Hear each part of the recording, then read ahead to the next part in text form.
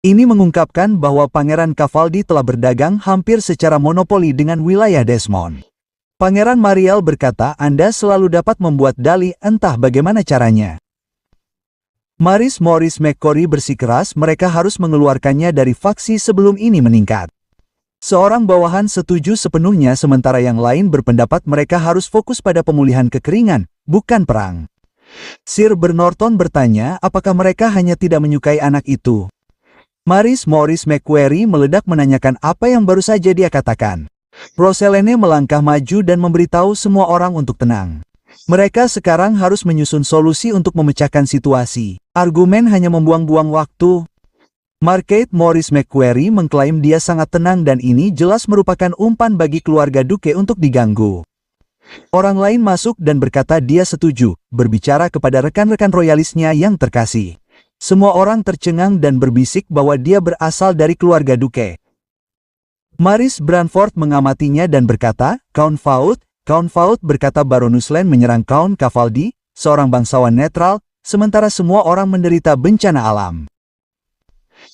Kemudian dengan tatapan menantang, dia bertanya apakah ini dapat dianggap sebagai keinginan seluruh faksi royalis. Saat berbicara kepada Maris Bearford membalas tatapan itu. Sir Bill atau Norton mengamati bahwa kecerdasan keluarga Duke bukanlah lelucon. Countess Mariel berpikir mereka tampak kuat sejak awal, bertanya-tanya apakah itu menandakan kepercayaan diri. Roselene merenungkan bahwa insiden ini dapat membuat bangsawan netral melawan kaum royalis. Kesempatan yang sangat baik bagi keluarga Duke untuk mendapatkan dominasi. Tidaklah berlebihan untuk mengatakan pernyataan ayahnya dapat menentukan nasib faksi tersebut. Jika Baron Glyne dikalahkan, mereka kehilangan pengaruh utara. Bahkan jika kaum royalis mundur, hasilnya tetap sama. Tetapi jika Gusline menang dan merebut tambang besi utara terbesar milik Cavaldi, hadiahnya dapat membenarkan risikonya. Maris Bearford, kaum gay yang sudah mapan, mengatakan bahwa pembenaran untuk perang itu masuk akal. Pangeran Faut bertanya apa maksudnya. Branford menjelaskan bahwa ini adalah perselisihan pribadi antara Baron Gusline dan Pangeran Cavaldi, bukan keinginan kaum royalis dan keluarga Duke tidak punya alasan untuk campur tangan. Pangeran Fa membalas bahwa ada saat yang tepat untuk berperang.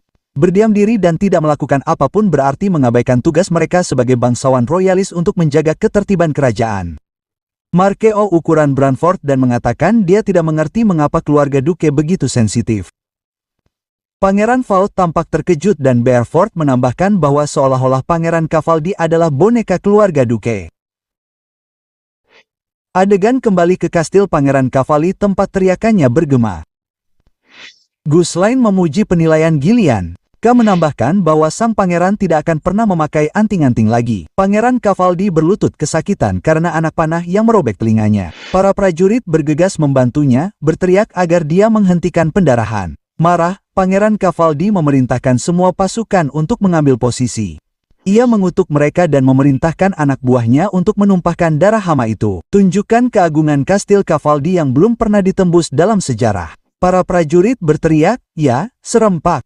Mereka menyiapkan balisti. Gillian melaporkan bahwa mereka bersiap untuk menyerang. Gusline mencatat bahwa mereka ahli dalam pertahanan, jadi respons mereka akan cepat. Seorang prajurit Cavaldi mengumumkan bahwa balisti telah terisi peluru. Pangeran Cavaldi, yang berdarah dan memegangi lukanya, memerintahkan mereka untuk menembak.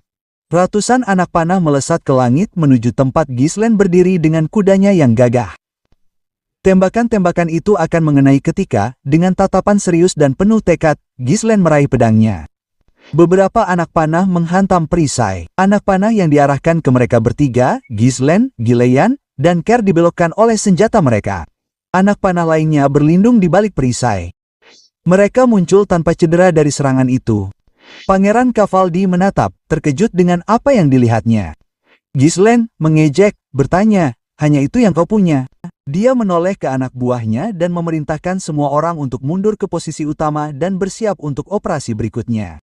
Claude berseri-seri berkata, wow, tuanku benar-benar memilih waktu yang tepat untuk bertarung, ya, benar. Wendy, mereka mungkin tidak menimbun makanan seperti yang kita lakukan. Jadi, jika kita menunggu saja, kemenangan sudah pasti. Petik 2. Aloy yang kesal berkata, lalu mengapa kita membawa mereka? Claude menjawab, siapa yang peduli? Kerja keras kita, maksudku, Para penyihir telah menghabiskan energi mereka untuk membangun garnisun, jadi biarkan mereka beristirahat. Senang rasanya bersantai di belakang dan tidak melakukan apapun untuk sekali ini. Atau bagaimana kalau bermain denganku? Namun Alfoy langsung melompat dan berkata, apa taruhannya? Tiba-tiba, Ghislaine menyerbu masuk ke dalam tenda dan berkata, keluarlah. Keduanya terkejut. Claude bertanya, apakah kamu sudah kembali? Namun Ghislaine mengabaikannya dan memberitahu Alfoy, kumpulkan para penyihir juga. Alfoy, yang kesal, berkata, sialan. Ghislaine memerintahkan, mulai sekarang, kalian gali terowongan menuju kastil. Alo mulai berkeringat dan terbata-bata.